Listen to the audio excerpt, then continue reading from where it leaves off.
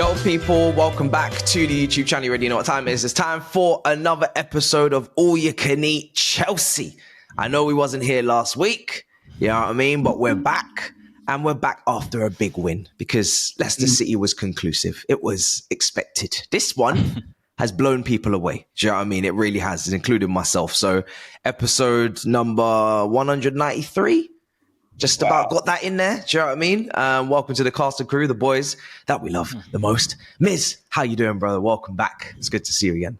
Yeah, man. Good to be back. Everyone keeps telling me, when's All You Can Eat Chelsea? When's All You Can Eat Chelsea? And I'm like, don't worry, it's happening this week. This week we're doing it. Obviously last week we missed out, right? We missed out last week. Yeah. For all different reasons, which happens at times. But what a moment to come back and talk about Chelsea because, yeah, man, that was probably one of our best performances of the season. And something good brewing, hopefully. Something good is being cooked. And we are going to be fed, hopefully, down the track to a very good meal. So that's it. Javon, brother, welcome back. We had a big breakdown. Me and you got out of the car, broke it down. Now we're here with our other brothers as well. How are you doing today? You good? Yeah, I'm doing well. I'm ready to get into the discussion with Miz and Baba to hear their thoughts on the game. So, you're gonna have to talk loudly into that mic. You're gonna have to give me your big Jamaican accent voice today, bro, because you're a little bit quieter today. Yeah. I know it's early morning for you, though. And Baba, brother, how are you feeling today? How are you doing, bro? You good? I'm feeling good, bro. Episode 193, you said. I hope by episode 200, which will be a milestone of its own. Yeah. I hope we are comfortably there in the top realms of the table, still consolidating our second or third position, wherever we are. And no reason not to believe we can't do that because the run of games that we have in front of us are absolutely delicious because of the football that we are playing right now. As Miss said, something delicious is being cooked. We can, smell the aroma when your mother cooks a good meal on a Sunday afternoon, and you can just smell the aroma of that from the kitchen. So it's that time of the season right now. I hope it continues, and as the season progresses, we are able to see something good. It's one of those ones where, you're just kind of chugging along, do you know what I mean? Trying to stay out of sight, out of mind. A lot of people are asking some very interesting questions, but I'm just like, let us get to the 2025 new year, out of the Christmas period, which we notoriously struggle in. And let's see if we're still in the same conversation. But I want to start with the performance, obviously, because we've spoken enough about titles and I don't want to do it every single week. I'll be here, I'll be there. I just want to enjoy it, first of all, because we've been struggling for years. We have been taking serious beatings. We have been subject to some nasty football at times in terms of, especially the first campaign under this ownership, and the lack of goals and the lack of excitement, the lack of creativity. And now we are winning 3-0 where we could have won really maybe by more.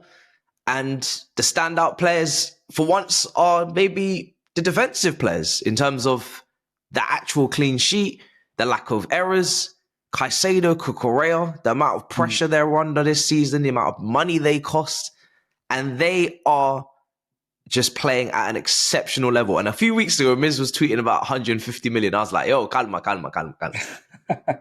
But listen, I'm not saying just yet, but I'm saying... It's more, bro. Happy. I'm very happy that we did see this transfer out. I know at the time the price was wild, and the price is always going to be crazy, I think, until it gets until inflation goes to another level. But if he achieves what he's capable of achieving at this football club, and he's going to start wearing that armband more often, he's going to start doing all these things that he's doing we were just discussing Reece James and how maybe Gusto or Atram, his brother just goes and plays right back. Says, hey guys, hey, don't worry, I got this. You ain't got a right back. You got injury stricken right backs. No, I could do it. That's no problem. I'll go in right back, then I'll go in midfield. I'll do both. It's no problem. And whilst I'm doing it, I'll still create a chance for Jackson as well that he won't take. But no problem. I'll create another one later. 3 key passes. Miz, talk to me about this absolute top midfielder right now. People need to deep how much discipline one needs to perform that. But think about it, Matisse. You may imagine you as one of the students under Enzo Maresca. Imagine you're one of the players and you're sitting there and Enzo Maresca is giving you instructions. You're understanding what he's saying because you're smart enough. You've got a good footballing IQ. You understand.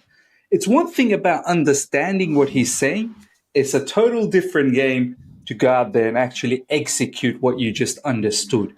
All right, there's two different things here. Some players are very good at understanding, but they're not maybe they're not that great in executing. Some are maybe good in executing, but they don't always understand what's going on. So they're a bit lost. This brother, honestly, the discipline it takes, just clock it for a second, Matisse, and the lads. Off the ball, he's got to quickly shift to the right side because everyone is shifting to the left and there's space on the right. He's got to quickly make himself go there. On the ball, he's got to quickly. And that could happen in a split second. You win the ball, you got to come in. You got to tuck in. You may lose the ball, you got to go that way. So the times that he could be out of position and how it could go pear-shaped, it's incredible how it didn't happen. That just shows this player's ability. Do you know what I mean? This is why I say that 115 million is how many players in the Premier League can do that? Only one player that came into my mind, and it's Thomas Partey from Arsenal that can sort of shift from right back to central areas. I think predominantly, and correct me if I'm wrong, people in the panel, as also people in the comment section as well. I don't know whether Thomas Partey, when he does play right back, whether he actually tucks in or whether he actually plays as a proper right back. I'm not sure about that. But in order for Caicedo to do that, Matisse, it's incredible, man. And to do it with such high level execution, wow. He was a cheat code for us in that game. Like, off the ball, he's a right back. On the ball, he's a central midfielder. It's like having another extra player. That's not fair for Aston Villa. And he's so young. And yeah, he's young and he's a leader as well. He's been playing in a manner that is becoming an example for others. So, look, man, this guy, I don't remember this season, this guy dropping anything below 7, to be honest. I don't remember it. I think almost every game in the Premier League that he's featured has always been at least a 7, if not more. So that's a sign of a player that honestly is an important player and he's going to go places, man. So hopefully he stays with us. It's a long-term contract with us. And the whole price tag thing, look, once this guy starts winning things with us, I'm telling you, no one will ever talk about price tags anymore. So it's just about a matter of time once we start winning things. So yeah, man, incredible performance from Caicedo. Yeah, Baba, bro. Unbelievable, really, those two in particular. I thought either of them could have got man of the match. They were just unstoppable. It didn't matter what player went up against them, what threat they posed. They just shut it down. It was almost becoming a little bit predictable. You see, I've got to credit the manager here, man. Like, he's rocked my world, to be honest. Like, I was not expecting this sort of a start. I had all my skepticism regarding a championship manager taking charge of Chelsea. And the way he has gone about this horses for courses approach, oh my God, he exactly knows what is needed to be done against what sort of opposition that we are playing. And he's using the squad depth to the fullest. Like the way he started Felix against Leicester, then he plays Caicedo as the right back. So I completely agree with whatever Miss said regarding Caicedo. And the teams which do well always tend to have this one player who's very versatile, who you can rely upon, can play in any position and equally well. Caicedo right now is, for me, what Valverde does at Real Madrid, right? Yeah. Like everyone wants a Valverde in their team. A guy who can play as a right winger, a guy who can play as a central midfielder, as a defensive mid, number 6, right back. He's played at centre back at times for Real Madrid and has done a phenomenal job of that. So I feel that it is all down to the manager. The way he has instilled confidence, the way he's using these players to the best of their ability. Enzo post divorce, oh my god. Single and ready to mingle, bro. Oh my god. Covering more ground than ever before. What a Seriously, he's not getting transformation. he's not getting his Sunday roast anymore. I'm telling Is you, this guy the same player that we saw a few weeks back? Oh, It's incredible. If these guys need to be single to perform to their best of the abilities, bro.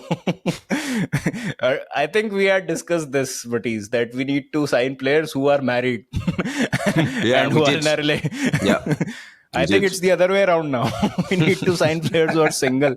It's different horses for different causes, like you said, isn't it? Depends. I mean, it's so brilliant. Like the way he's found how to handle the right back situation, and also playing all three together, Lavia, Caicedo, and Enzo, and finding the best position for Enzo, because it was a debate. I think we've had 2 to 3 episodes in which half an hour of those episodes have all been about Enzo Fernandez and where does he fit and what's his best position is. I think finally we are seeing the way he starts at that left-sided number 8 and ends up near the box, and that's where we want Enzo to be. Not really behind the striker all the time, and not be in that 6 also where he gets overrun. We want him to be in that sweet spot in between where he complements Palmer and starts as a left-sided number 8 and then pushes forward and arrives late in the box, and that finish, the confidence is back. I can feel that all these players are feeling much more confident in their ability. The way Jadon Sancho is playing, I think he is gone under the radar, but he has been providing those 7.5s out of 10, which were missing earlier. And if you could see in the last game, we were not dependent on the left-hand side or the right-hand side. In the earlier matches, what used to happen was we were only dependent on one side of the field for some creativity. Yeah. Here, Neto is also a threat. Sancho is also a threat. I don't know why Sancho did not dive when Kamara tackled him inside the box. It was a stone-wall penalty, in my opinion, if he would have died. But okay, that's the confidence that these lads have now. Okay, let me take this man on. Let me try a shot. And again, as I've said, horses for courses. Who knows? We might see a different formation, different forward line against Southampton. So it's all coming good together. And I just hope that these key players that we've spoken about, Caicedo, Cucurella, Palmer, I think these 3-4 players, Jackson also, I think is now becoming the part of that spine that we always talk about. If these players stay fit and we are able to use our squad depth smartly, I think we can not only win a trophy this season, but can end up at second or third in the Premier League. It's mad, Javon, the unpredictability of this manager. When the lineup went out, bro, it was 3 defenders and everything else was forwards and midfielders. I was like, against Villa. Usually against Villa, it gets a little bit more maybe you're secure with the midfield. Lavia maybe with Caicedo, there's no Enzo, you're thinking. But he just went for it. How impressed are you with this manager right now? Because he just seems to have so many ideas, so many answers. He's making Enzo, at the moment, in that game, the last game, work harder off the ball. He's winning more tackles, even in a higher up position. The press was absolutely unreal at the weekend. That was one of our best pressing performances of the season. And he's giving people a chance. Felix got his start last week. Just how impressed are you? Very impressed. The first thing that came to mind was Pep Guardiola is missing him a part of his coaching staff right now, isn't it? Missing that man. We always see the meme when Pep's talking to himself. He's probably talking to Enzo, imagining Enzo being there as to what to do next. But yeah, it's very, very impressive what he's done so far.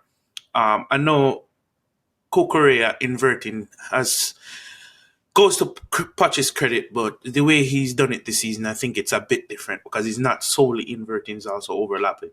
So when Miz posed the question, what other player could easily step into midfield? I'm saying you're looking at the wrong team, brother. Look at Chelsea. Look at the others. Literally just look across the pitch. Literally their team. yeah. So that's one of the things that stood out to me. And if we take the conversation back to the start of the season when I said one of the biggest thing that a new manager and a manager of the new age will be judged on is how you adapt in game, your in game management or your game to game management, depending on the opposition. That man heard what I was saying and ticked that box, because while we have a base way of playing, we don't necessarily play the same way each time. There's always little tweaks and little changes to the same system.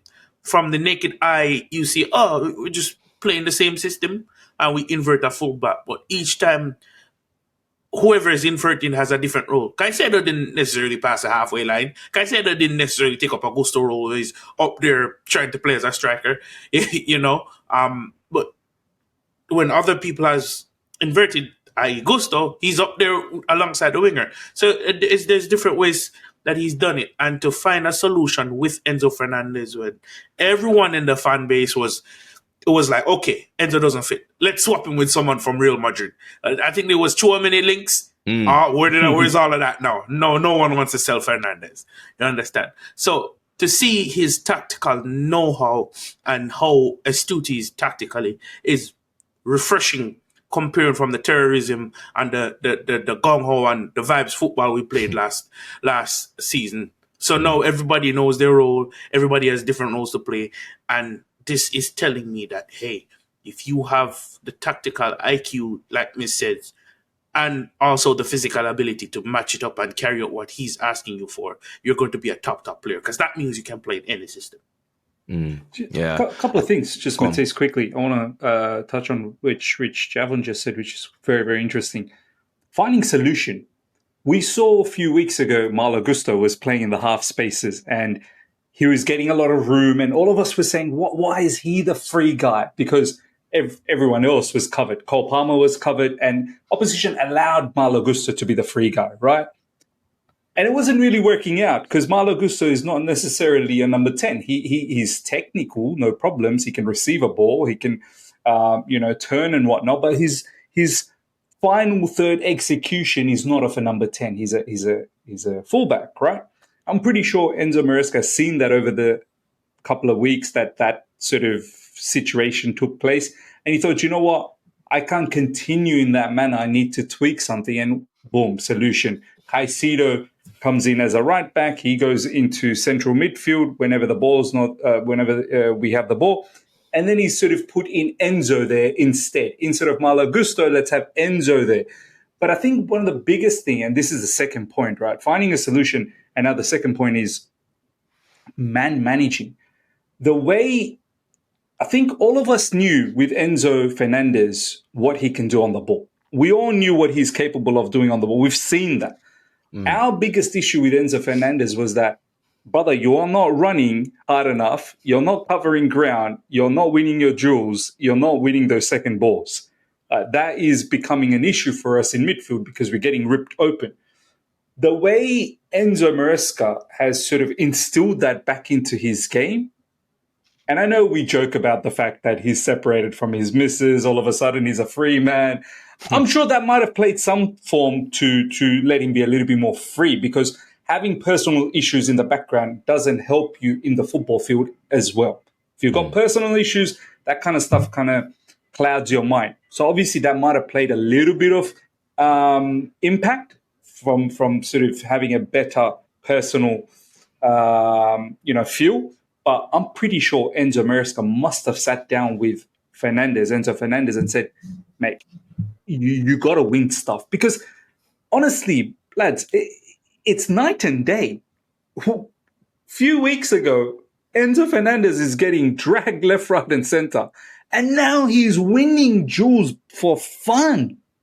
You're not telling me that this just, all of a sudden materialized. Like, do you know what I mean? Like, Bro, just to add to your point, we saw him doing this in the international break, right? For Argentina, yes. Yeah, for Argentina. And that was the main annoyance for us with Enzo Fernandez, that why this tenacity is missing when you're playing for Chelsea. Yeah. You're being overrun as if you're a 12-year-old kid. Yeah.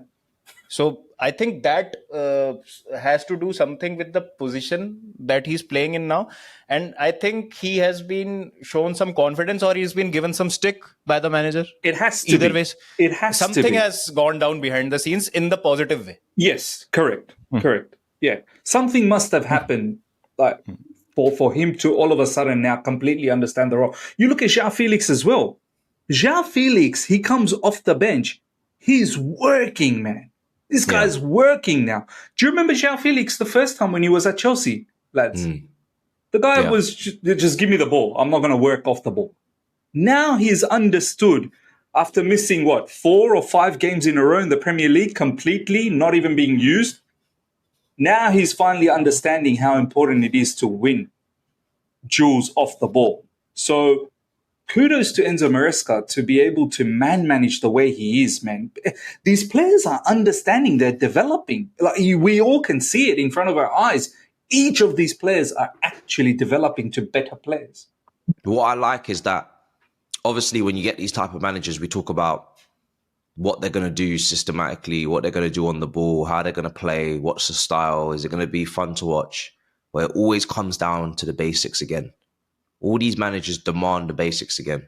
Arne Slot, if you're not going to win your duels, don't talk to me about tactics. Don't worry about it. Pep, Man City, the lack of athleticism, the lack of duel winners, the fragileness of the team, easy to play through, can't press. This is what every manager demands: baseline work rate, baseline tracking, You look at Pedro Neto, charging back. Beast. Man said, I couldn't get it the first time. Let me just stick with him. Gets it. Yeah. Palmer. I know Palmer wasn't at his 9 out of 10 best, because we know the levels he can, but obviously he gets his goal. His goal is incredible. I don't know what one was my favorite finish, because Jackson's left foot near post is so Giroud-esque. Enzo's is just beautiful, because he's actually scored. It's very much like the Jackson goal. And anytime Enzo gets a goal, it's that's lovely, because we need that. And the touch as well, Matisse, from Enzo Fernandez. The touch first to split the defense open. Out of all of the midfielders, when we signed them, it was him that was you can give us a couple goals a season. Yeah. Not really Caicedo, more you, because you're the one that banged in that goal against Mexico. Do you know what I mean? So you're the one that we're looking at. You're the one that could take a free kick against Villa. You're the one that could whip in a corner. You're the one that's meant to have that ball striking technique. Have a little bit of it. So any goal he gets right now, I don't give a shit if it's a tap-in. It's just breathe. We live to fight another day, because we know everybody's been watching him, and rightly so, because he hasn't had a great start prior to this run. And then Palmer's goal is unbelievable, but Palmer's pressing and his instruction of everybody, let's be here and there and when, and the press was unbelievable. So the work rate was unbelievable. Every part of that performance was just Colwell at the back. Beast. Sanchez making saves. Watkins, half of it Sanchez making the save, credit, and then half of it is Watkins. I don't know the finishing. I don't know what was going on with him. He was just shooting straight at, but is what it is. Bro, look, the Sanchez thing, it's just how life is, isn't it? When you see one of your colleagues perform really well, automatically the pressure comes on you to start performing well as well, or else your colleague's about to take your spot. Do you know what I mean? Yeah. So, Sanchez has seen Jurgensen doing really well, the social media world blowing up, everyone talking about Jurgensen. It's a must. It's unfair if Jurgensen doesn't start. Matisse dropping a video every other day saying Jurgensen must start in 2025. He sees this. I'm sure Robert Sanchez sees all of this and goes, you know what? I better step up. I need to change the narrative here. So it's good from both ways. It's good in the sense that hopefully it's a kick up the backside for Sanchez, that he needs to up his game. And if he doesn't, Jurgensen's ready. So it's a win-win. This is what healthy competition breeds. It's a win-win situation, man. So, it's great, man. Loving it. Yeah. This is a madness, but because I've asked Javon this price, I got to ask you yourself, Miz and Baba, even though I might know the answers, but I'm going to ask you regardless. Can this Chelsea team go and do a 10-game winning run? Do you think, because we've looked at the fixtures before and we're like, yeah, they're favourable and whatnot. Are you seeing a mentality shift, or are you still seeing we'll win some games, we'll draw, we might lose, then we'll win some games. And are we that team? Or do you think this team has the mentality, has the quality to go on a run? And forget the title, just over the Christmas period, can they build that consistency that we've been looking for from them? Can they? Because that would take it to the next level. If they 100%. draw against Tottenham and, and okay, cool, whatever. But can they go on a run? 7 wins, 2 draws, 1 loss. Okay. That's I what you're think looking for. The December, yes. January period, is that what you're saying? Yeah, till 25th January, till we play City away at the Etihad. If we win all 10, oh my God.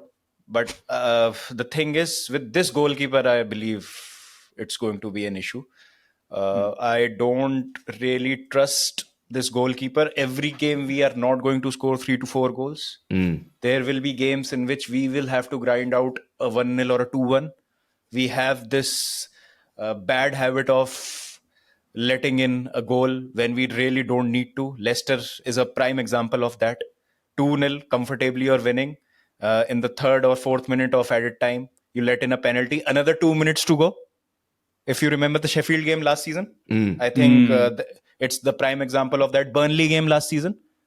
Like those 4 points is what had costed us a Champions League place, right? Last season we were 5 points off the Champions League. We finished in the league. I trust these lot to hold a 2-0 lead though this time. Yeah. This time I trust them, but I don't trust the goalkeeper, man. Like goalkeeper, a silly goalkeeping mistake really changes the game state. It really brings the morale down. And the whole team is like, oh my God, now the nerves are really setting in. The leaders are being formed as we speak. There is no established leader right now, but all of them are being groomed in such a way that you can see leaders on the pitch game by game. Like Kukurea, with his performances, he's leading by an example. Caicedo is another example. Enzo, we've touched upon. Palmer is always there. I don't think so. We need to talk about him. Jackson, with his performances recently. I think Colville might be a long-term captain, not Reece James, because he's not fit. I think Colville might be that guy who will have the armband in the longer run, and that center back, that towering figure and the leader, the vocal guy that we need. I think he'll be the guy. So there are 5-6 players who are emerging in that sense. But I think this team lacks the know-how. Once you win 5 games in a row and suddenly you are 6 points of Liverpool, who are in the first place. And then, oh my God, okay, it's a 6-point swing. Who knows if Liverpool drop points in 2 games and like we are on a run. Then that's the time then that 1 game at a time thing, really kicks in. But it's very difficult for this young lot to think like that. You know what I mean? Youngest squad in the league. Yeah, the youngest squad. So they'll be ahead of themselves. No doubt about it. And by the time you are in the business end of the season, you already are looking forward. It's the nerves as well, I think. It's the nerves and the Conference League. You are in, you're playing Fiorentina in the quarterfinal of the Conference League. So you're like, even in finals, I think we saw. I mean, last season, I think this lot of kicked on. I know Javon's going to jump in here. I think this lot of kicked on so much from last season up here. Like last season, we did have response to adversity. We didn't always capitulate, but we did capitulate sometimes. And we were immature in terms of holding leads. So when we were behind, we would sometimes come back. We would get goals. We've scored loads of goals last season, conceded loads of goals. Immature. Couldn't see out games. Immature.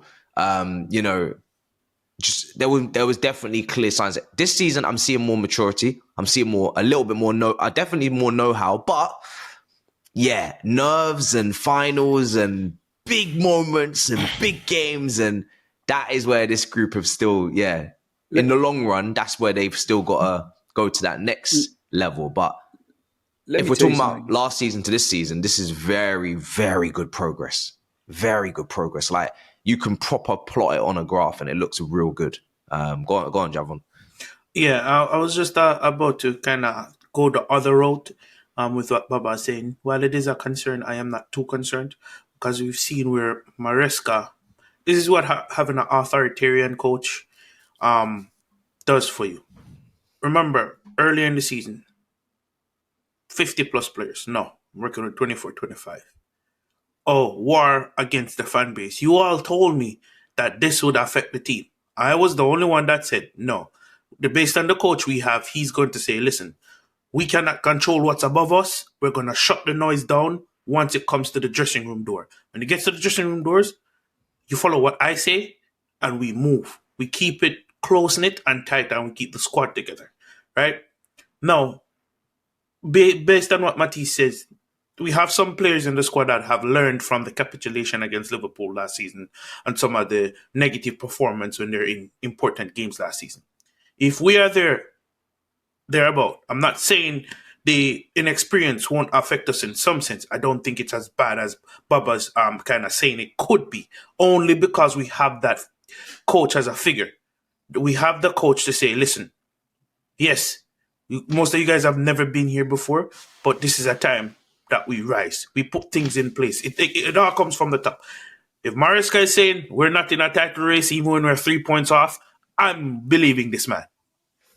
Even when we're top of it, even if we're top of the table, he's going to be like, listen, Liverpool has a more experienced squad. I'm not going to do the accents. Liverpool have a more experienced squad. What is his constant message? We're not different in terms of points on the table, but we're different as in Liverpool, the cities, they've been with their manager longer.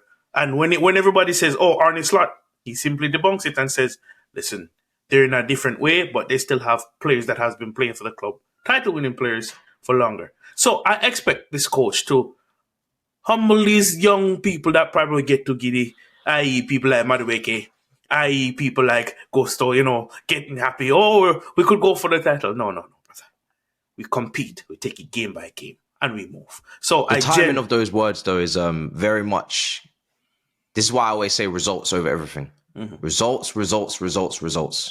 When we get results, we don't have to talk about sporting directors, Todd Bowie, Egbali.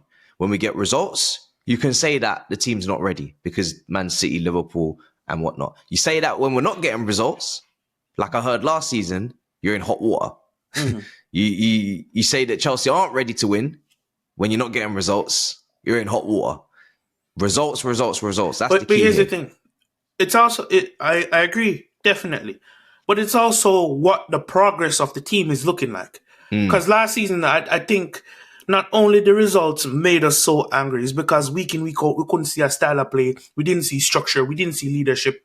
If leadership, and we've said this before, if leadership doesn't come from the players, it has to come from the manager. All those other boxes are being ticked. So everyone, I'm pretty sure everyone here is kind of cautious and expecting us to go and get in some form of a bad way. So for Maresca's I'm first expecting season, consistently to be in this position, to be honest. Okay, so I'm still cautious. I'm still cautious that there might be a few difficult run-ins to come in the back end of the season, right? But him saying this doesn't affect how I think about him as a manager, because you can clearly see progress, you can clearly see style of play, and you can clearly see someone that's a leader in the dressing room and on the sideline for the boys. We didn't have any of that last season. So that coupled with the comments, of course you're going to have a meltdown. Yeah. It's weird because the amount of depth we have, I mean, obviously Fofana's out, Badiashile comes in, but I'm assuming that's no excuse, right? Regardless, Fofana's out for 4 or 5 weeks, Badiashile comes in, we're ready to go again, win the games that we've got coming up. I know systematically it's a bit of a switch, but... Bro, I mean, I'll come back to the whole Badiashile and Fofana just to answer your question initially about can we do it? There's obviously no... there's no proof. Like we don't have a previous work set to show that this particular squad is capable of doing it. But you can see what the manager's doing, the work that is being put on and off the field, and you are starting to see in every game, our play is getting better and better week by week. And throw into the mix where I don't know, once again, how many teams in the Premier League can say this? We've got Cucurella, for example, who's recently just come off Euros championship, right? He's come back as a champion. Was one of the most important players for Spain in Euros. We've got Enzo Fernandez, who's not only won the World Cup, has also won the Copa America in recent times, coming back from that. We've got Caicedo, who's the captain of Ecuador. So there's a lot of responsibility in his shoulder to carry a nation.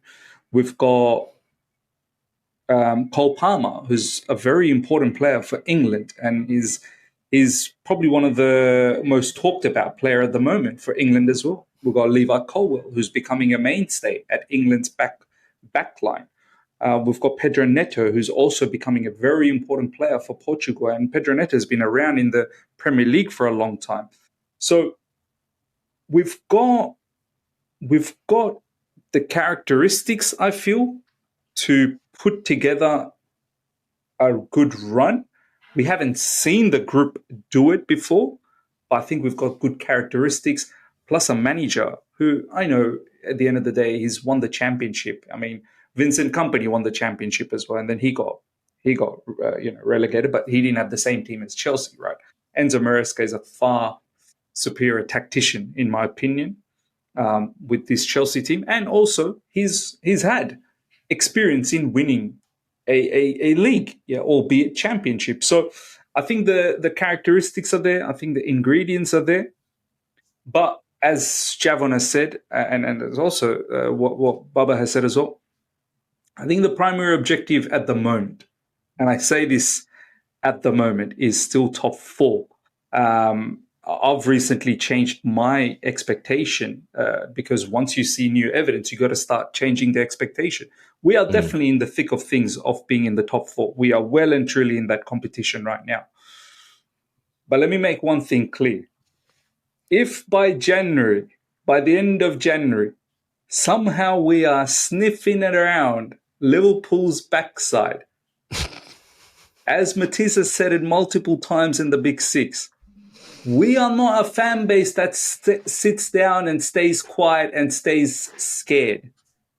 If we are, and this is on Liverpool, if you allow a little inch for us to be in the conversation legitimately by the end of January, oh, you best believe the smoke is on. Even if the manager says it's not on. I know Javon said we could be top and the manager can say whatever he wants if we're top. I'm sorry. I'm with Matisse on this one because I've seen Matisse say this plenty of times in Big Six and I love it when he says this. If we are, let's say, 6 points away from Liverpool by the end of January, so come 1st February, if we are 6 points, and considering Liverpool is still leading, by the way, and Arsenal doesn't take over. So considering Liverpool's leading, and Arsenal and Chelsea were in the same sort of pace. If we are 6 points away from them come 1st of February, you best believe the entire fan base is rocking up like soldiers in a war. I'm telling you. You don't get to compete in a Premier League title every day of the week. And when you do finally, we're not going to sit back. Right now, as because we don't know. We don't know what this squad is capable of. Everything is unknown. Everything is unknown. So by the end of January, a lot of things will clear up for us. City away, 25th. That's the date. Yeah, a lot of things will clear up for us. It will mean that we've gone on a bit of a run. It will mean that we've picked up enough wins. We shall also see where the squad is in terms of injuries. But message to Liverpool. It's yours to bottle. It's yours to bottle. And do not let... I don't know about Arsenal. Obviously they're very upbeat. Some parts of them are upbeat. Some parts. I still expect them to finish ahead of us. If we finish ahead of them, they have failed. They have underachieved because we're meant to be, leading the top four fight. That's what I always said. Lead it. Don't just sneak into it. Don't just beg for it. Lead it. Lead it. Yeah. Villa, lead it. Man United, lead it. Newcastle, lead it. All these teams, Tottenham, Brighton. I don't want to... At no point have I ever felt this season that we should be lingering with these guys or behind them. We should be showing them the way to... we should be leading the way. We're that type of level. But then when you're talking about the teams that have been in title races over the last couple of years, that have amassed 90 points or 89, 88 points, we've not done that since Conte. We've not done that. Even Tuchel couldn't amass 80 plus points. 80 plus points for Chelsea in recent history is a very difficult milestone or very difficult target to reach. It's not just the little horse Mourinho season, 82 points. 82 points. And even he was like, we ain't doing it. That's 6 points away from a winning campaign. He won at Anfield. He won at Etihad 1-0, Ivanovic. And he was like, nah, I'm not ready. So they would have to go up gears, you know what I mean? Big wins will need to be put on the board. It's not draws and, you know, narrow defeats and competed, no, winning. If Man City is still struck, win at the Etihad, you know, that's the kind of results that will get people going, woo, shit. One thing. At the moment, I feel very calm because I'm like, I kind of know what you guys can do and what you can't, and I feel pretty good with that. One thing that's kind of going for us is week in, week out, we're seeing good performances. Yeah. We're seeing better performances. So it's not one of those ones where it's very inconsistent. 1 week good, 1 week bad, 1 week really bad, 1 week really good. It's more every week. It's almost like Enzo Maresca has provided a new set of homework. They've gone home, they've taken their time, sat down with their mum and dad, and they've studied, and they've learned something new in that week. And every week, Enzo Maresca is giving a new set of homework. Here, now you learn another piece. Now you learn another piece. And they seem to be taking on board all of these different pieces every week. And it seems to be getting better. You look at the performance against Liverpool, the one we lost. It wasn't a bad game. We had a good game. Look at the game against Arsenal. A lot of people will say we probably should have won at the end of the day. Do you remember we had chances to win? Got some working out marks in those games. We got some working out marks. So the final answer was wrong. But I'll give you 2 marks for the working out. You showed some good working out. You just made a wrong calculation there. Man United one was probably the only blip in between where we probably was a little bit timid.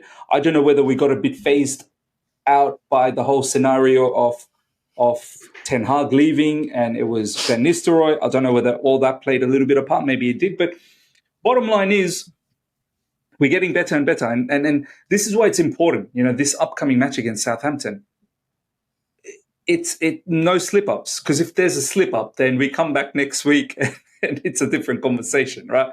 This cannot be a slip-up. And then moving on to the Spurs game, I think as well. If they slip up in this game, they'll kind of just be reaffirming that they're not ready to go to the next level. You know, you are just going to have to focus on hit your target and focus on your cups. Like these are the kind of games where you don't drop points. You really don't drop points. You know, even if it's a Liverpool, like where they struggled and then they found you got to win these games. Like, and bearing in mind, I know Javon's going to go, there's suspensions or injuries or whatever's going on at Southampton. They're missing some key players. So big. Dibblins ain't there, you know, etc. Three players are not there for Southampton. Three big players are not there. You got to handle business.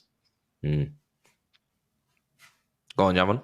Oh yeah, I was just about to talk about a point that Miz made, where in these games that we found somewhat difficult, i.e. Liverpool, Arsenal, and Manchester United.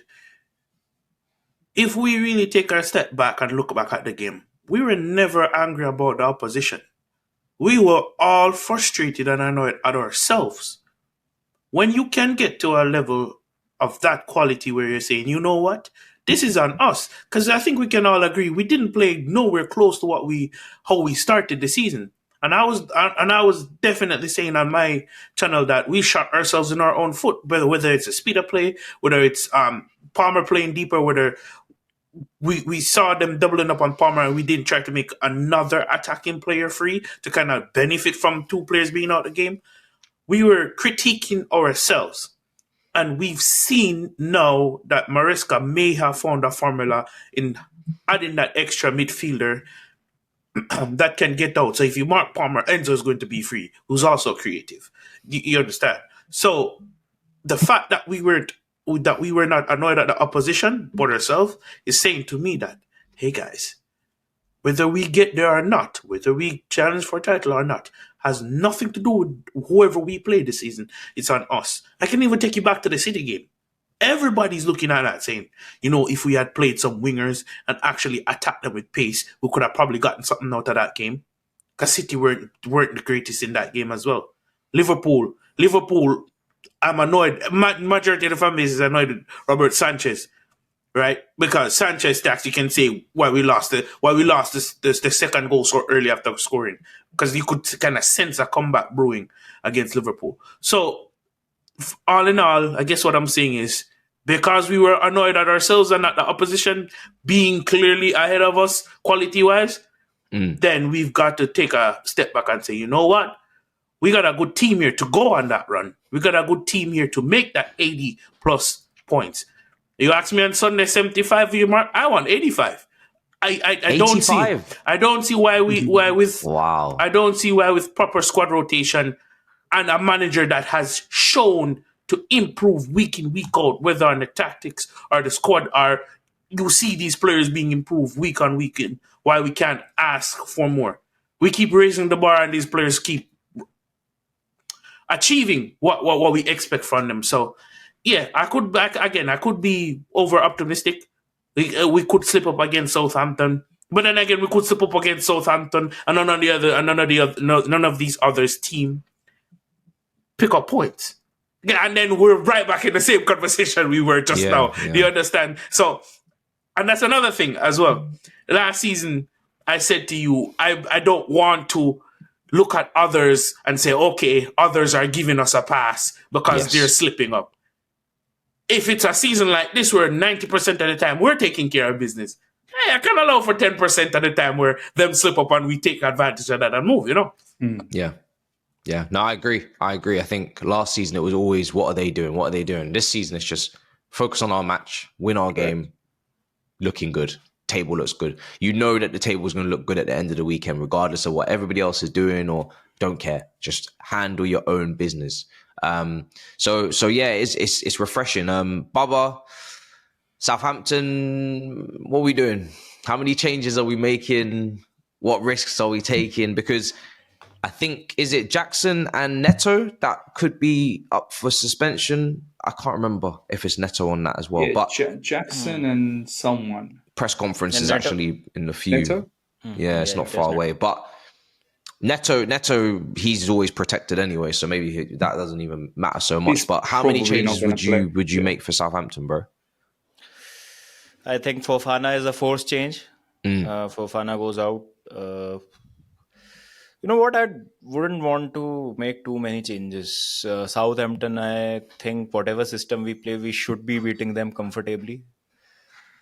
These are the games that you have to win against a 20th placed opposition. They are 20th, right? I think so. Yeah. Let me take a look. I mean, their defense is the way that they ship goals is crazy. Because we play Spurs after Southampton, so might need Jackson and Neto for that one. So if you're not risking Neto, then I think Madueke comes in. Sancho has to play because he has been out for a while. So I think Sancho will play. I don't think so he'll drop Jackson because Jackson does a lot of good things off the ball. But if it's Southampton, might go for Nkunku. I think we might see Felix, Enzo getting a rest. I think Felix might play or Sancho might not play. I think if you have two teams, one for the Premier League and one for the cup competitions, then there is no point in resting your key players when 3 points are there for grab. You should go for the kill, in my opinion. Go for the kill. Score 3 goals, 2 goals in 50-60 minutes. Take the players off, rest them for the next big game. So personally, bro, I wouldn't want too many changes. Badiashile maybe comes in for Fofana. Maybe Gusto plays. You give Glavia a rest.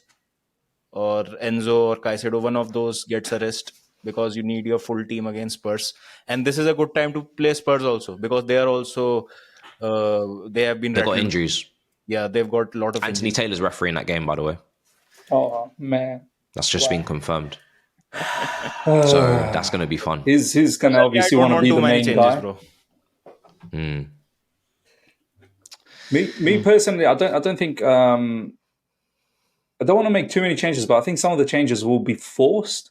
Obviously, one of them is Fofana. Sanchez played 2 back-to-back 90 minutes, by the way. He's played 90 minutes. Oh, he didn't play 90 minutes against Villa, but he played 90 minutes against Heidenheim, And he played, 70 minutes or something, close to, against Aston Villa. So I'm guessing because he's probably going to be back for Spurs, maybe, unless Maresca may think he might not be a good match for Spurs, because Spurs do want to play a high line. The way Sancho played on the right wing, though, Miz, would you give Madueke that position back? Or would you play Sancho on the right wing and put Felix on the left so you don't have to swap him and Neto out? Are you talking about Southampton or? Yeah, Southampton. Southampton. It is a look. Put it this way, Matisse. Southampton, for some funny reason, they like to play out from the back.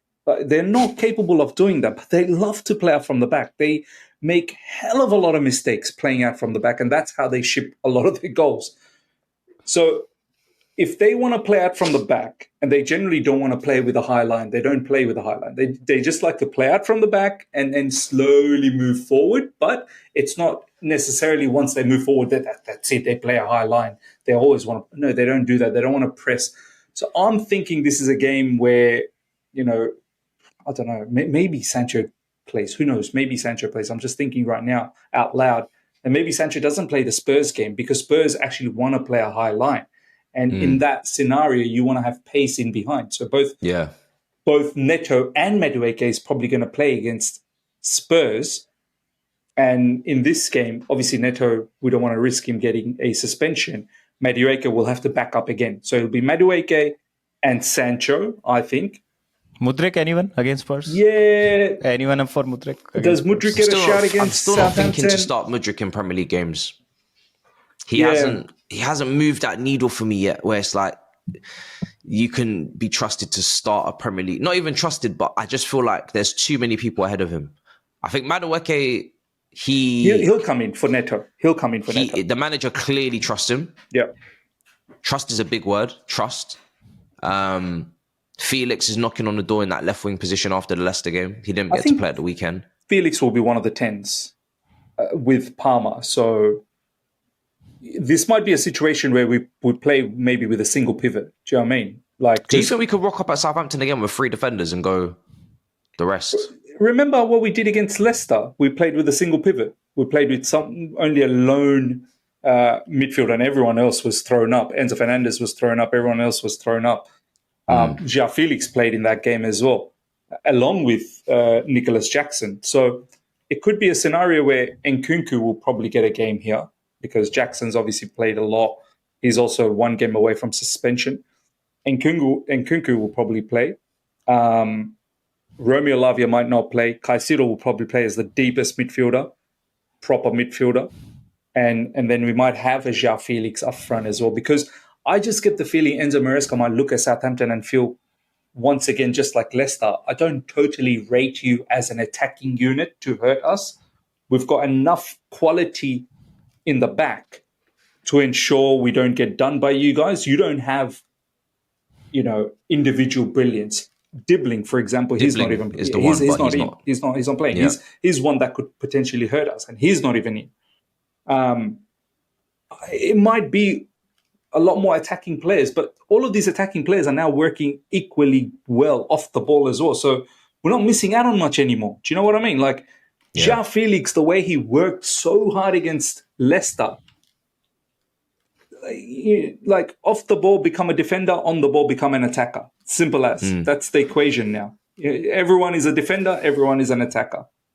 Whatever the situation is, it's based on the role. So, look, it'll be a strange one. You have to have some level of... He's definitely got a curveball there for us in that team selection. When that team goes out, there's definitely something that we'll be like, where'd that come from? Absolutely. Because he's just so impossible to predict his teams. I never thought I'd see Reece James play at left back in a back 3. Yeah. There has to be some change, Matisse. There'll be some change for sure, because there are certain players that are incapable of playing 2 games back to back. Lavia and Neto will be out. And then Jackson has that suspension brewing. So there'll be some changes.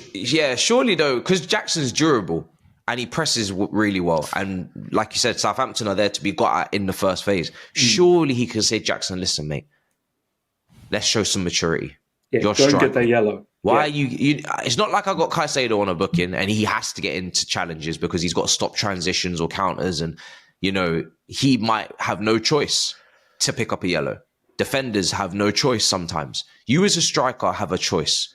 Yeah. Whatever you're picking up a yellow for is not worth it. You're never in a position of the last man. You're never in a position where you have to make a foul. You just need to press, cover the zones, and be in the right positions. Look at how he's picking up the yellows, Matisse. Look at how he's picking up yellows. He's picking up yellows off the ball dramas. He's going there for a fight. He's going and chit-chatting, and he's back-chatting with the That's what I'm saying. referee. Maresca, though, with the authority, right? Javon's mentioned earlier, should be able to put him to one side and say, right, you're my striker. I can trust you, right? I need you, this game, don't pick up a yellow. Let's get this game won in 60 minutes. I'll take you off. Do not pick up a yellow. You're not a kid from last season. You're growing into a young man now, yeah? I can trust you. Don't pick up this yellow. I need you against Tottenham. Remember Tottenham? You had a lot of fun last year. We're going to have some fun again. Don't pick up that yellow. You should be able to stand there man to man and say, yo, don't pick up that yellow. You're a striker. Don't pick up that yellow. And if you can't do that in the first minute. you know what I mean? You know what I mean? He should be able to do that. Yeah, but there's an extra caveat in this, which is two things. In the Premier League, you can pick up a yellow for dumb. I genuinely think picking up a card these days are kind of out of your control, in the sense that I've seen yellows given that are not a yellows, and we've all been there. Whether a 50-50 can be a yellow, and boom, like that, we lose Jackson. So that's one of the reasons why I don't want to risk it at all. More so, the reason why I don't want to play Jackson is this. We know the deficiencies Southampton have from playing out from the back, right? You're telling me Southampton is there for the kill, with all due respect. Southampton is there for the kill. Can we all agree on that? Yeah, 100%. 100%. Each one of you guys walked me through and told me how they are horrible from playing up from the back, and I've seen it myself. So you know this as in Nkunku. You haven't started You haven't started a game in the Premier League yet, barring the Manchester City game. You're telling me we play you up front. You're telling me you know this, and you don't at least try to attempt to increase your level of pressing at all? Think about that for a minute. This team is set up for you. The opposition is kind of set it up for you to kind of come in and put up a good performance. I'm not asking for a world-class performance. I'm not asking for a out of the skin playing type of performance, right? I'm simply asking for you to up your level of pressing and do the defensive work. And 90% against a team that's horrible at playing out from the back, you are going to probably get some opportunities to score goal. Is it not? So I want to give Nkunku this opportunity to show us what you got. Matisse keeps telling me he doesn't press the ball well. Take your word for it. I think that's down to the level of the opposition and you not respecting who you're playing against and so on and so forth. But that's not good, Javon, because that's your opportunity to show that you can press against a team that don't build out as well. It's against a lower opposition. You're meant to be proving that you can press so you can play these games. And he hasn't proven it. That's my point. Yeah. And even in the Conference League, he does miss some good chances, you know. I know he's top scorer in it, but he missed some good chances. For me, I know what you're saying, and this is kind of like a forced change for you, but the work that Jackson gets through up front compared to Nkunku is night and day. It is honestly night and day. They don't even belong in the same conversation in regards to a striker's position. The amount of work that Jackson gets through in comparison. I think if Nkunku could play in the pockets, then I'll be like a different conversation. Because I feel like that is where we should be trying to get him playing and his confidence. Maybe, I mean, I don't believe Felix is a striker either, but maybe you just give Felix an opportunity to play from the front and because of the pressing. Liverpool played Luis Diaz up there at the weekend. He's a winger, but they played Luis Diaz up there for the pressing. So maybe, because my thing is, I don't want to see in the first 10 minutes that we are not taking advantage of Southampton's shit build-up. I don't want, like, we should turn over the ball and be able to score goals, walk the ball in. That's how bad they've been. Even against Liverpool, where they're getting the goals, they just literally, they shoot themselves in the foot time and time again. As long as you have a good press, you beat Southampton. That's all there is to it. I don't want to overcomplicate this game because we don't have people pressing properly. Press and you're going to win the game. You're going to get chances. You're going to win the ball. You're going to get big chances. But if I see people that have got this half-baked press or don't really have the energy or the intensity, that's where Southampton might play through us. And then it's like, oh, now it's a game. When really, they shouldn't even get out of their half. And they're not going to go long because they don't have those big men up front. They're not going to go long. They don't have the aerial threat. The only If way we they press play, how we press against Villa, bro, we should win this 4-0, 5-0. I'm telling you right now. We should easily win. It should be a good party. It should be a nice party. Good opportunity because Arsenal are playing Man United. So if they somehow drop points, we get a chance to better the goal difference as well over the Alphabet FC. I have a good feeling Arsenal's about to be out of the title conversation. What? Where are you getting that one from? I have a good feeling Man United's going to do something. I have a feeling they're going to drop points, bro. I really do have a good feeling. Because I know it's early days with Amram, but I watched that game against Everton. Everton was poor. But there's a little bit of belief. There's a little bit of belief. You know how Saeed does these ones? I think they're going to beat them. But you know how Saeed does these? Javon, you see how you always say, like, you're onto Man United, bro. You see, if Arsenal drop points one more time and we don't, and we're 2 points clear of them or whatever, and we're the only ones, you're not ready, bro. You're not ready for the amount of shit we're about to receive media-wise. The whole media are going to be like, Chelsea, the only ones that could stop Liverpool. Chelsea, the only ones left in the title race. 2-horse race. I'm telling you, even we still be 9 points off. And I'm telling you, one more slip up from Arsenal and everyone's going to be looking at us like the Messiah. Bro, they're slipping up. You know that Superman get meme ready. where everyone's reaching out to touch Superman? That will be Superman. How funny would that be? Matisse rocking up in Big Six and everyone is looking at him like, begging. You're our only savior. You know remember how Fabrizio Romano used to tweet those savior tweets for Nkuku the savior? Yeah. I might, honestly, if those results go that way on Thursday, I might rock up in a suit. I'll be real. Because these men are going to be begging me. Begging me. Bro, if I was you... Phase 1 Maresca is the savior of this league. Bro, let me see if I can find a phase 1 piece of merch. If I was you, I would be like, don't talk to me, peasants. You remember how you... Bro, I would be on some petty stuff. Big man, did you forget they relegated you to a mid-six last season? They made a whole new show for you, and they want to come beg you. Don't talk to me, peasants. Do you know what I mean? Disrespecting 2-time European champions into a whole new show. A brand new. They made a whole show. And they wanted to continue it this year, and I said no, because we're not going to be in that. Bro. They wanted to carry it on, bro. And you want to come ask me, and then on top of that, to try and force you into a title talk? Bro, I love how you handled yourself yesterday. Class. Oh yeah. That was class, On both shows I was on. But bro, when we were top of the table with Tuchel, we didn't get this much attention. We were winning games and people were like, move on, we don't want to hear. Boring. Lampard, top of the table or second. Boring, move on. It's only because they don't really think we can do it. So now they want to believe they can do it. What they're trying to do is build us up to tear us down. I'm making serious points. 90 points is the target. You believe this team could hit 90 points?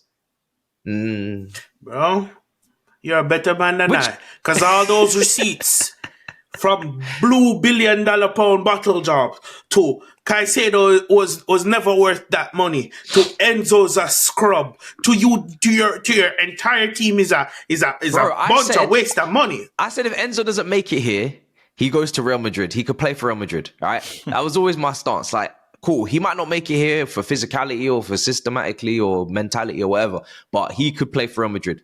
People are like, what?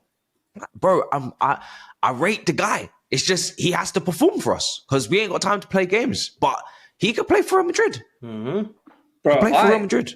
I want to flip it for the time being because, as I said, when our fan base sniffs the first chance that we're in a title race, you best believe we'll let you know that we're in a title race. We're not one of those ones that want to sit on the fence and just, I'll wait for week 12 to let you know what my stance is. Now, we'll tell you from the get-go. We're not, Mickey Mousing around. But I want to flip it. I want to tell them right now. You want to tell us whether we're in a title race. I want to tell them by flipping it, by saying, if we are in a title race and we are about to take over, that's shame on all you guys. Yep. Do you know what I mean? Our manager, little old manager coming from the championship, our squad that's just been being assembled, so many managers sacked, our owner's been ridiculed, everything about our football club being ridiculed, not just by the rivals, by our own fans, by us. Mm-hmm. You're telling us all of a sudden we are ahead and we're in touching distance of you guys? Shame on you. Shame on you guys. Reached their prime yet? Shame on you guys. Bro, I'm going to be honest. That's an indictment on every one of those guys. Right? That's an indictment on every one of those guys. And people are going to say, okay, they fell off and this, that, and the third. If you encompass the same results, but with a better City, we're still in fourth. We're still comfortably in fourth. So that's an indictment on your team. Remember, we're the guys, and we've criticized this, but I'm going to say it. We're the guys that have two sporting directors. None of them know what they're doing, right? We're the guys that have an American ownership that are supposedly fighting against each other. We're the guys that hired a championship manager, right? And we're the guys that should have kept Mauricio Pochettino. And word to Lewis, he was a big problem with the team last season because he made these players look worse than they actually are. So don't come to us with that title race talk. We're beating who we're supposed to beat with this squad that we have, and we keep it stepping. Obviously, we will have to change our talk if we're there about, I usually in January, I'm saying the end of February. If the end of February comes and we're about, and we can actually look at it, then you're going to see a Javon you've never seen before. But otherwise, from that, keep it stepping. Bro, put it this way. If by chance Arsenal drop points against Man United and we have a nice sensational victory against Southampton, we go ahead. They have a manager. How long has he been there? Like 25 years in that role now? He's been there. It almost feels like 25 years. Arteta's been there and he's won jack all. He's just won that FA Cup. You have a manager that's been there for so long, has been able to build and mold and, nurture this team. And then you've got Liverpool. How many of their players have been there in that football club for so long? Salah, how many years? Van Dijk, how many years? Robertson, how many years? And so on and so forth. Alisson, how many years? You look at our starting lineup. How many of these players have been in the football club for how long? It's night and day. And if we somehow go in front at the end of this match week, in front of Arsenal, and then slowly down the track, if we ever do get into a title conversation, it's shame on you guys. It's shame on you guys. Massive shame. I even if we beat Southampton and Arsenal did drop points, I'll just be like, right, we got Tottenham next. Mm-hmm. Yeah, Tottenham, of course. They love to play against big teams. Focus on that. Let's handle business. Mm-hmm. Don't want to drop 100%. Points. I'm so tunnel vision on us right now. Every Premier League game, I'm locked in. I'm not thinking about no one else. I'm just thinking, let's just get our business handled, and that's it. And it's a great place to be because I actually trust this team to handle their business. I trust this team to get 6 points this week out of 6. Mm-hmm. But at the same time, they still got to go and do it. Yeah. And that's also where we're at, where it's like we're not overgassing our team. A lot of people, they're like, oh, well, you're in a title race. So we're not going to overgas it. We just want to put credit on who deserves credit. Yeah. The Caicedos, the Cucureas, the players that have been consistent all season, that have been top performers. And then we got a couple of rotators. Enzo's on a nice run. He's got to keep it up. He's got to keep proving himself. Lavio, he's got to keep proving himself, stay fit. It applies to most. Sanchez, Madueke, all the wingers. Everybody outside of the spine, which is maybe you could say, right, Colwell's part of the centre back. He's the main guy. Caicedo, Cucurella, Palmer, and Jackson. That's your spine. That's like they're starting every game right now. They're the key guys. Everybody else, keep proving yourself. Neto cutting that left foot, scuff it. Nah, keep proving yourself. Everybody keep proving yourself. There's no room to rest on anybody's laurels. There's no room for complacency. If there is, you're out the team and someone else is in. So, until otherwise, I'm pretty chill, man. Yeah. This is great. You remember, when you said you're locked in, the immediate image that comes into my head, and I don't know if someone in the comment section could clip this. Remember against Manchester United, when Manchester United score and you were the mob and you're like, just your hands are like this on the table and you're like locked in when we scored back and everybody is in the background going off and you're just like, you were pissed. That's the level of locked in I want this team to be. It was like being in debt and then getting back to zero in your bank account. I'm not going to celebrate, brother. I need to be in plus. Where's my profit, bro? I was like, yo, you lot owe me a goal. We should be winning this game. Why are we level? I was fuming, bro. Yeah. That's the level of locked in I want this team to be. Like when everybody's making noise, serious and locked in. That's the point you made earlier, though, is that even with the position we're in, we're still thinking, we didn't beat Palace. Could have beat Palace. We didn't beat Forest at home. Could have beat Forest at home. Didn't beat Man United away. Could have beat Man United away. Like, we could really be right up there. But it takes time to gel. Then we wouldn't be able to get away with this shit. It took that time for our team to gel, right? Yeah. Now it's all coming together. So any which ways, that's why we always had top 4 in our minds, right? We did not have that title, and that's being greedy, bro. Like if we have 4 points of the title and we are just thinking about those Palace and Forest games, and that is just us being greedy. Yeah, 100%. But you know what? Those Palace and Forest games kind of, even though obviously hindsight, we should have won, but then you get the Bournemouths that we won, and it kind of equalizes. Like, you think that wasn't a great then performance. You got a draw against United, which we were playing absolutely shit. Yeah, the Bournemouth, we didn't play well. We got a win. Man United probably could have won against us, and we managed to draw. We should have won. But so for all of those results, it kind of gets equalized at the end. I don't know if you guys seen this quote from Maresca. This is why I like this guy. This coach really educates and humbles the fan base and lets them sort of don't get too carried away. I don't know if you guys saw this quote. He just said, Maresca says, tomorrow's fixture is the worst game since we started the season. We need to be ready, otherwise it will be a bad day for us. I love how he's just put perspective that don't get too carried away with that Aston Villa win. Like, yes, it was a great performance, and now you think you're just going to show up at Southampton and you're just going to get 3 points just handed to your plate, like you don't have to work hard at all, you don't need to do anything. I love he's just put out the perspective out there that do not get complacent. You don't have right to be complacent. You've not achieved nothing. Nothing. Yep. You've done nothing. You are nothing. So don't go to Southampton feeling you're entitled for the 3 points here. Because as soon as you feel like that, they'll do you over. So I love how he's allowing the fan base feel that way. And I'm pretty sure he's probably told the players as well that, hey, get that Aston Villa win out of your system ASAP. Piss it out, shit it out, do whatever, get it out of your system immediately. It's a whole new story now against Southampton. Yeah. We have to show up. I agree. Baba made a brilliant point, and I think that went over most people's head. Baba stated it takes a time for a team to gel. Based on how we've started the season and based on how Liverpool started the season, what's one key thing? What's one biggest thing that they didn't have to do? They did not have to go through the whole gelling period.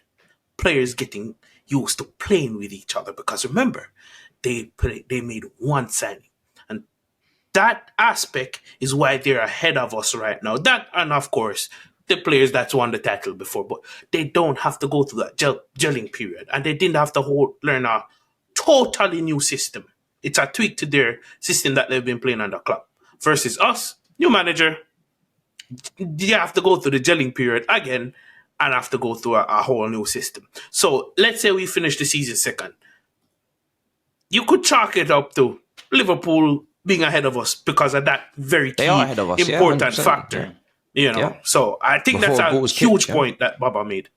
Before the ball was kicked, I expected City, Liverpool and Arsenal to finish ahead of us in whatever order they decide to do it in. And that was it. After that, it was us fourth. So if we finish ahead of any of those clubs and put ourselves in third or second, we've overachieved. Now, going deeper, if we finish on 80 plus points, we've overachieved. That's a different metric, you know.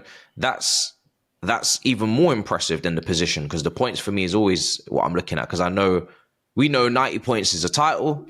We know 80 points is comfortable Champions League. Very solid season. You know, little horse, basically. And then 70 is, you know, Champions League spots and, you know, going up against those others and so on and so on. So the Premier League every single season, the every 10 points is roughly the same spots. That's what you do know. 40 points is guaranteed safety, and etc. You go up the table that way. So I'm always judging us off points, not positions, because it's easier. And if we make progress on points tallies each season, then at some point you're going to win the league, you know? So yeah, man, we're going to wrap it there, but very, very happy with that win. Very, very happy with this team, and long may it continue, man. And the biggest thing for me is that we're building up a nice buffer for ourselves, hopefully by a new year, where even if we are talking about a title race, that means we are taking top 4. That is done. That means, you know, if we're talking about a title race, that means top 4 is pretty much done. We're going to get it. We're not in doubt. And to have that early doors would be great, because then you can just say, yeah, let's go for a title. And if we don't get it, we don't get it. We ain't got nothing to really lose, because we're not expected, and we weren't expected to do it. We were not under pressure to do it, because this team is the youngest team in the league. So if they don't do it this year, as long as we don't have that Arsenal syndrome, we can go and do it the year after. We don't want to get into a position where we never do it and we always just there and thereabouts. We got to actually go and do it. But we as a fan base will actually demand that, because we're different. Do you know what I mean? We're Chelsea. So yeah, man. If this is their season where they overachieve and they're up there, then yeah, we'll have some fun. But Miz, let the people know where to find you, bro. Pleasure as always. Nah, man, brilliant episode once again. Great to be back with the lads. The other side of the coin. We'll build up to the Southampton game. Obviously, daily news continues. Every now and then you'll get a different type of content as well, in terms of tactical analysis or reaction, or, you know, just one-on-one, just me talking to you guys. So check out for that. But yeah, building up to the Southampton game, obviously. So yeah, make sure you tag along. Yeah, I think Younes might be back next week as well, people in the chat. But don't quote me on that. Yeah, it might be back. Javon, let the people know where to find you, bro. A pleasure as always. Subscribe to me at the Final Whistle podcast. Match reviews, match analysis. I just dropped another show, so my show will be out just before this one. So go ahead and check it out. It's a new show between me, Robert, and Marshall. Some very controversial comments in there, and it's a show where we go over a bit of the tactics from both teams from our previous game, and some of the controversial, some of the big topics in the Chelsea space, along with some content from football, the whole football world. So check that out. Like, share, comment, subscribe, and we move. There we are. And Baba, let the people know where to find you, bro. Pleasure as always. Yeah, top show, bro. Looking forward to the Southampton game. So a busy period is coming up. So we'll be covering each and every game. And same place as always, Drogbaba. And if you watch cricket, then subscribe to Cricket with Baba as well. India-Australia Test Series is upon us, 1-0 to India already. Miz might have something to say about that, but we can talk about that on the cricket channel. Oh, there we are, guys. Well, we're another episode down, another week down, and we're living very well. You know, other people are asking us for help, and that brings a smile to my face, because fuck them all. Don't talk to me, you peasant.